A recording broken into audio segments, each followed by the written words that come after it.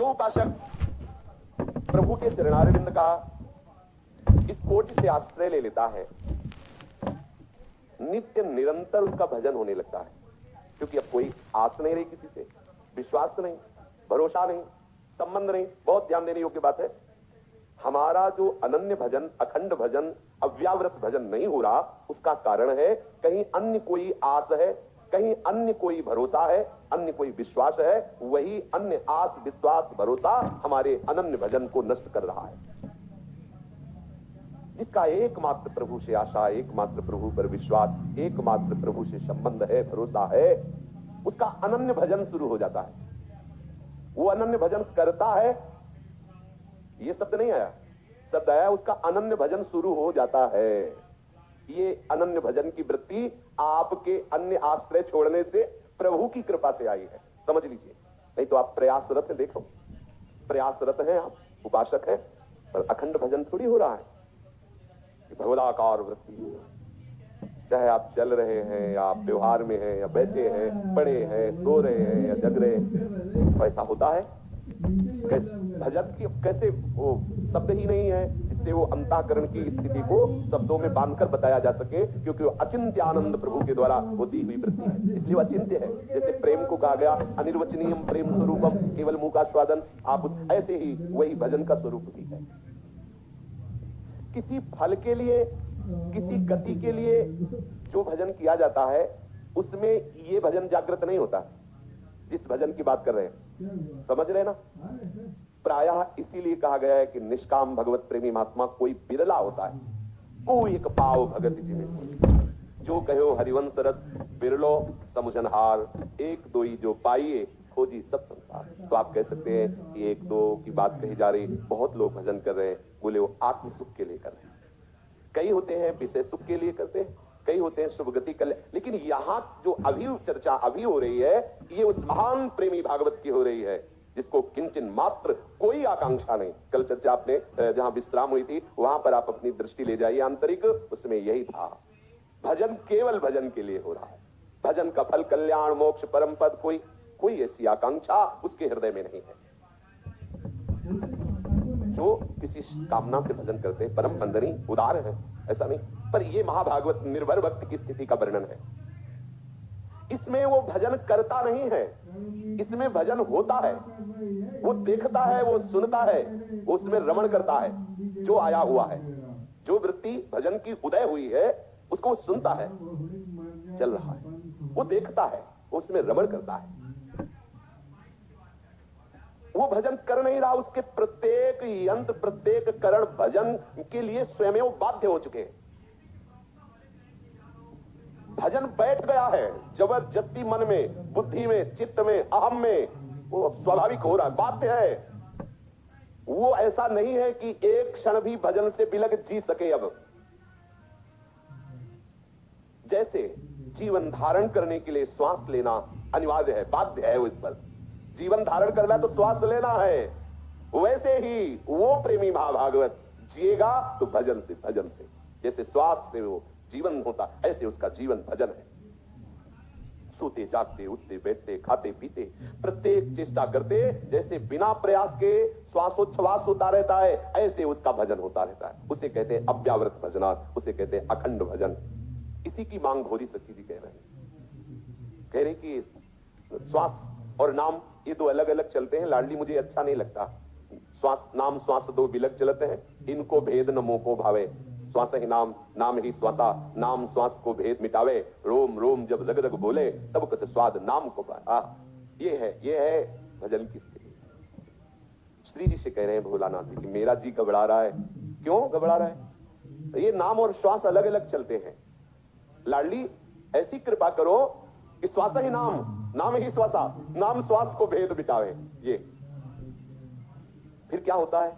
बोले रोम रोम रग रग नाम में हो जाता है, नाम में हो जाता है, नाम उतरता नस नाड़ियों। जैसे हम जल पिए, वो बच करके फिर हर नस नाड़ी में पोषण करता है, हर नस नाड़ी में जाता है। ऐसे ही जिह्वा से नाम नीचे गले में उतरा, गले से हृदय में, और हृदय से नस नाड़ियों में, हड्डियों में। हाँ, फिर इतना प्रभाव बढ़ता है, वो जहां बैठ जाए तो भूमि में नाम उतरता है। वो जिसे छू ले वो वस्तु नाम बोलने लगती। कैसी महिमा है प्रभु के भजन की। यदि किसी भी कारण से कदाचित उसे ऐसा आभास हो जाए कि नाम छूट गया, क्या छूटता नहीं है, आभास हो जाए उसे ऐसा कि नाम छूट गया क्या, तो उसका दम घुटने लगता है, ऐसी भयंकर व्याकुलता होती, तद स्मरणे परम व्याकुलता, परम व्याकुलता। अब उस व्याकुलता को तो वही जानता है, परम व्याकुलता। नित्य निरंतर भजन में डूबा हुआ भी एक क्षण के लिए भजन छूटने का भ्रम हो गया तो वो परम व्याकुल हो गया, तड़पने लगा, व्याकुलता पूर्वक तड़प। ऐसा कैसे हो गया? और ऐसा हो ही नहीं सकता, क्योंकि व्याकुलता शब्द गाढ़ अवस्था का प्रतीक है। वो उस समय भी गाढ़ अवस्था में है कि कैसे छूट गया। चित्त की अनन्यता होने के कारण, बहुत बहुत अमृतमय वचन है, चित्त की अनन्यता होने के कारण नाम चित्त की वृत्तियों में समा गया। मुरारी पादार्पित चित्त वृत्ति, ये स्थिति है। प्रभु के स्मरण के सिवा ना किसी दूसरे के अस्तित्व की कल्पना है, कोई दूसरा है ही नहीं चित्त में, उनके कल्पना भी नहीं है। जैसे एक विषयी पुरुष के चित्त में कहीं भी प्रभु की लीलाओं की कल्पना भी नहीं, भावना भी नहीं, वो डूबा रहता है रात दिन वही बहिर्मुख विषयों में। उस महाभागवत के चित्त में अनन्यता ऐसी छा गई है कि किसी और की स्मृति, किसी और की कल्पना, किसी और का अस्तित्व ही नहीं रह गया। इतनी भी गुंजाइश उसके हृदय में अब नहीं है कि एक भी वृत्ति क्षण भर के लिए किसी अन्य का चिंतन कर सके, गुंजाइश ही नहीं। ना ही न रहो ही महा और नंद नंदन अछत आके विराजमान हो गए स्मृति रूप से प्रभु। इस भजन के प्राप्त होने पर प्रभु की संपूर्ण लीलाओं के दर्शन का अधिकारी हो गया, समझ रहे? अब लीला में उसके प्रवेश होने की भूमिका तैयार हुई। स्मृति, मैं स्मृति कर रहा हूं, यह भी अहम का लय, स्वाभाविक भजन का इस तरह से स्फुरण कि चित्त की एक वृत्ति में भी कहीं अन्य का अस्तित्व नहीं, अन्य की कल्पना नहीं। अब इस अनन्य महाभागवत के हृदय में प्रभु की दिव्य लीलाओं का स्फुरण होने लगता है। पूज्य राधा बाबा भाई जी, ये सब अभी के महापुरुष हैं, ये सब लीला में। श्री वृत्तासुर जी ने प्रभु से यही प्रार्थना की थी कि हमारे ऊपर हे नाथ आपकी ऐसी कृपा हो जाए कि आपके जो पूर्ण ऐसे निर्भर भक्त हैं जिनमें किंचित मात्र अन्य आस, अन्य भरोसा, अन्य विश्वास नहीं है, ऐसे महाभागवतों का मुझे संग प्रदान कीजिए, उनकी दासता प्रदान कीजिए।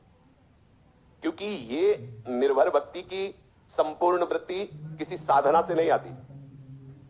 मुझे ऐसे महाभागवत का संग चाहिए जो निर्भर है। ऐसे महाभागवत कोई बाजारों में थोड़ी मिलते हैं। प्रभु कृपा करते हैं तब ऐसे महाभागवत पुरुषों का संग प्राप्त होता है। उसमें सहज में ऐसे परमाणु हमें प्राप्त होते हैं जिनसे हमें प्रभु के प्रति आशा, प्रभु के प्रति विश्वास, प्रभु के प्रति पूर्ण समर्पण करना नहीं होता। उनके संग से, उनकी वाणी से, उनके चिंतन से हमारे हृदय में उतरता है।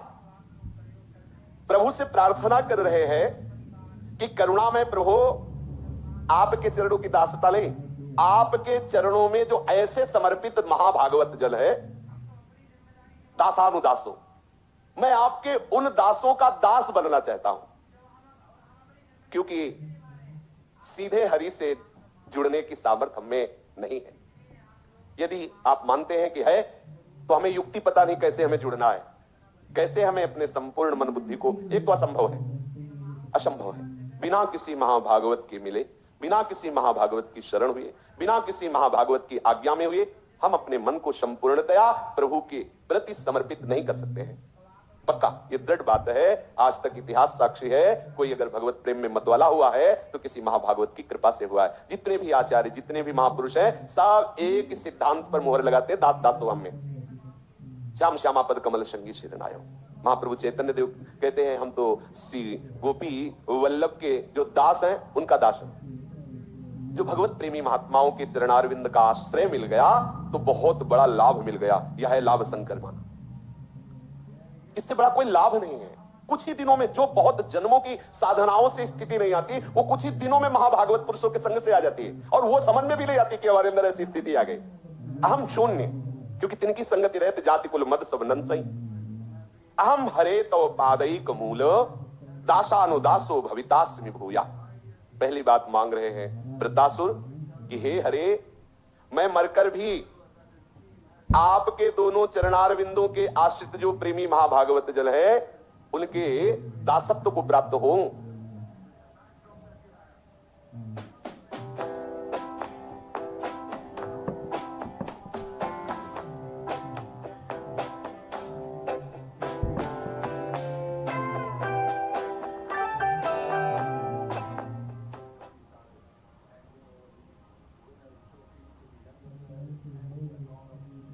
चाहे जितने जन्म हो आगे, मैं आपसे मोक्ष नहीं मांग रहा, कल्याण नहीं मांग रहा, शुभ गति नहीं मांग रहा। मेरा जो जन्म हो तो आपके किसी महाभागवत के दासत्व को प्राप्त हो, ये मेरे ऊपर कृपा कर दीजिए।